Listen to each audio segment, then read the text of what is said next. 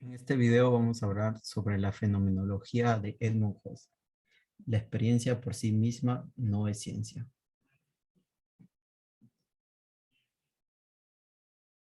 Edmund Husserl nació en 1859 y murió en 1938. En principio estudió matemática cartesiana y solo después se empezó a dedicar a la filosofía.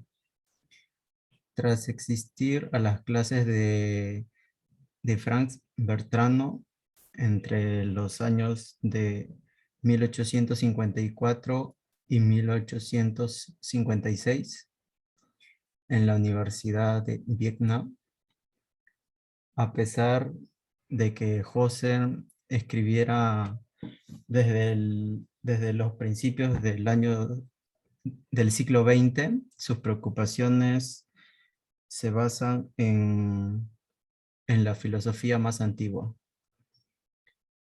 Husserl vuelve a creer que la filosofía es el campo en el que en el que busca, en el que busca la verdad necesaria y la esencia del ser mismo. Siguiente.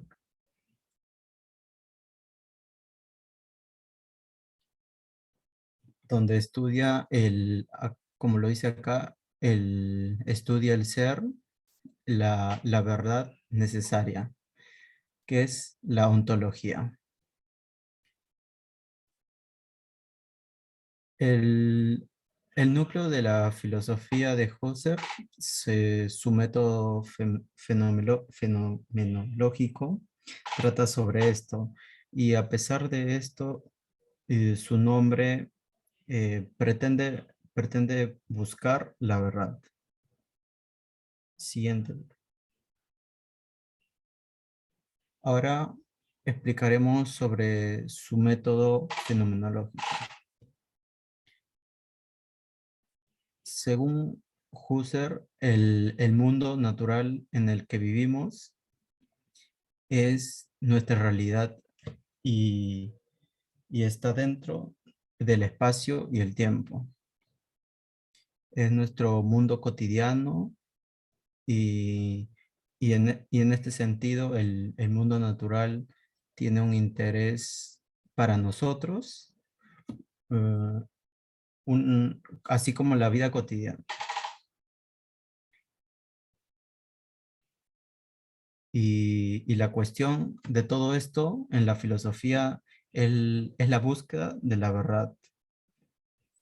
Y para, para todo ello hay que ejercitar el método fenomenológico en el que consiste cambiar la actitud natural que tenemos sobre el mundo y ponerlo entre paréntesis. Siguiente, por favor.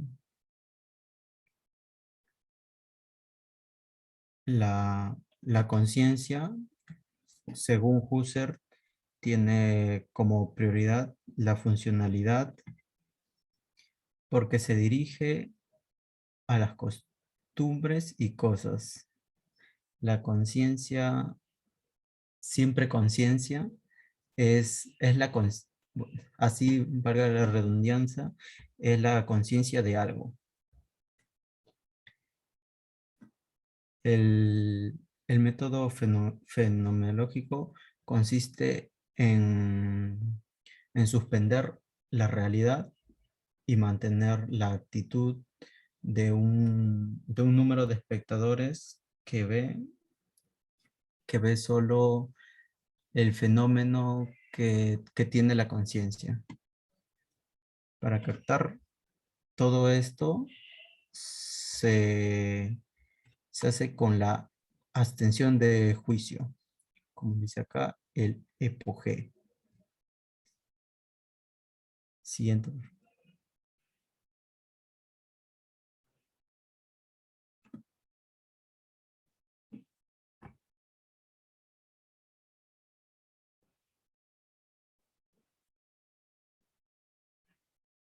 Este, Seguimos con el método fenomenológico, que ya sabemos que pretende buscar la verdad, la esencia de las cosas y del yo.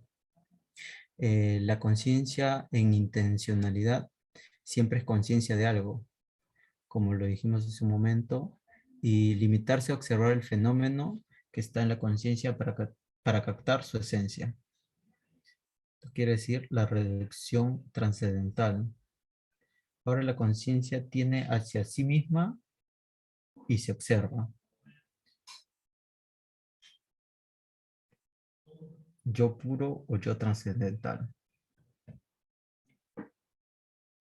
Acá vemos que Husserl utiliza términos kantianos para su significado en lo que varía. Siguiente. El método fenomenológico, en realidad, lo que hace Husserl, se podría decir que su intención es idéntica a lo que cuenta Platón. Sócrates en su diálogo Menón, cuando dice que Sócrates está buscando la forma de virtud, aquello que hace que una virtud lo sea y por lo tanto lo que lo defina. Sin embargo, el método fenomenológico no es dialéctico. Sócrates y Platón no habrían hecho más que reducciones idénticas por sí, por así decir, y no se preocuparan por la conciencia. El concepto de conciencia aparece muchos siglos más tarde, por lo que desde luego no intentaron una reducción trascendental. Husserl propone una suspensión en la realidad que se realiza individualmente en la conciencia de cada uno para intentar captar esa esencia del ser referido a las cosas y referido al yo.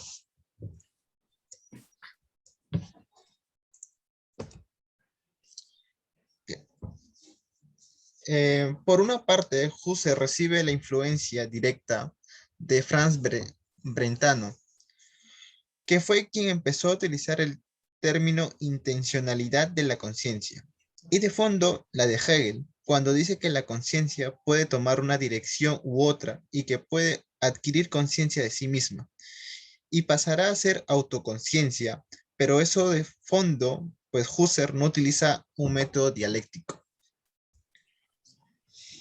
Cuando la conciencia se ha girado hacia sí misma, cuando cobra importancia el concepto del yo, Husserl lo llama yo puro o trascendental, utilizando un vocabulario que es de Kant, pero que tiene un significado diferente porque Kant precisamente dice que el yo puro no es consciente de sí mismo.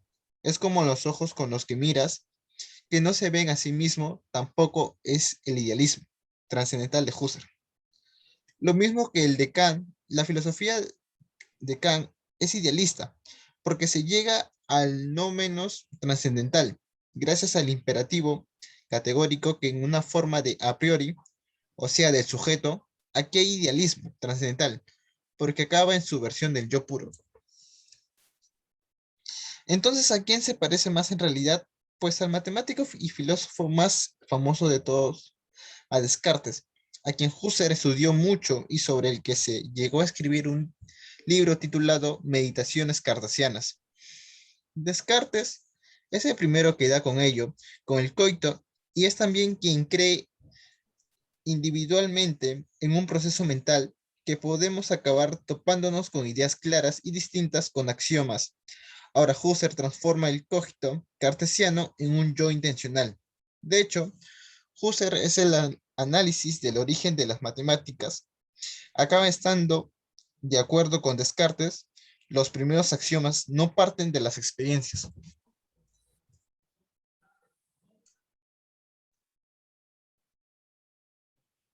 En la filosofía de Husserl es un intento desesperado de negar el problema básico con el que se topa la filosofía en el siglo XX, que ya como puede ofrecer es un sistema global ni establecerse en un ámbito superior, entre comillas, al de la ciencia, ni tratar de reunificar. Las ciencias en su creciente especificidad, son las que ofrecen respuestas concretas a las preguntas a las preguntas y la filosofía deja de luchar por globalizar respuestas. En el siglo XX hay casi tantas filosofías como filósofos, cosa que Husserl se pone nervioso. Él cree que si hay una verdad, debe haber una eterna e inmutable verdad, y funda la fenomenología, no solo como un método para llegar a esa verdad o a las esencias, sino como corriente filosófica que unifique de nuevo a la propia filosofía. Quiere conjugar la racionalidad con el concepto de intencionalidad, de la conciencia para tratar de unificar el conocimiento, o sea, llegar a la verdad, que como solo es una, también servirá para toda la ciencia. Piensa y defiende siempre que es la ciencia la que está en crisis, porque se disgrega cada vez más en campos de estudios más y más concretos, y que su fenomenología tiene que rescatarnos de eso. Siguiente. Por favor.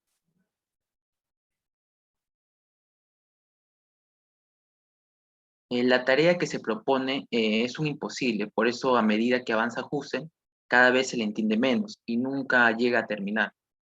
Como corriente será muy doloroso para él, ir viendo cómo sus discípulos de hecho lo van abandonando. Ahí podemos ver a Erwin Fink, quien intentó seguir con el método fenomenológico con más tiempo. A Max Scheler, que sí recupera las esencias y valores universales de la fenomenología, pero se centra más en la ética. Por eso mismo es muy criticado, él se critica, Husserl mismo se critica y también lo critica. Siguiente PPT. Y sin embargo, más allá de su fenomenología, es donde la filosofía de Husserl conseguirá tener una influencia en un libro que se llama La crisis de las esencias europeas y la fenomenología trascendental.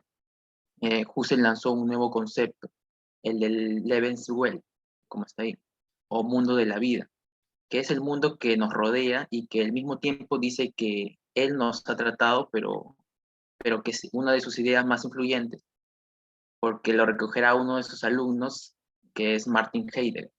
Martin Heidegger y Husserl se criticaron el uno al otro.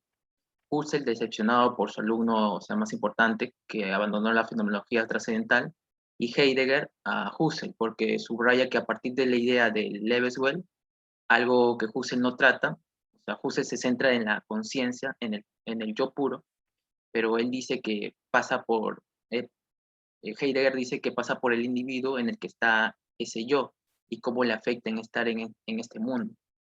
En eso indaga Heidegger y da como un nuevo concepto a Dasein, el ser en el mundo, que también quiere decir el hombre es un ser lanzado al mundo. Y también entran aquí Ortega y Gasset, con sus más fáciles de entender, o sea, yo soy yo y mis circunstancias. Siguiente PPT.